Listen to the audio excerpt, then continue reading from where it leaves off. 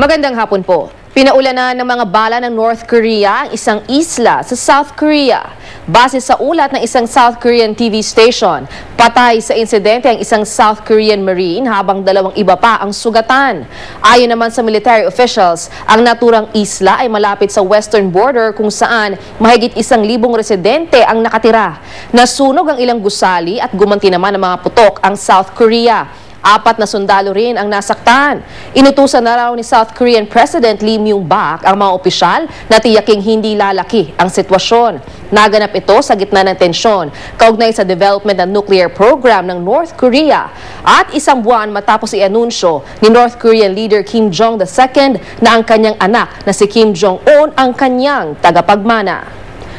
Samantala, pagkamatay ng halos 60 tao, kabilang ang mahigit 30 mamahayag sa tinaguriang Maguindanao Massacre ginunita sa iba't ibang panig ng bansa. Yan at ang pababalik-tanaw sa karumal-dumal na krimen. Abangan mamaya sa 24 oras.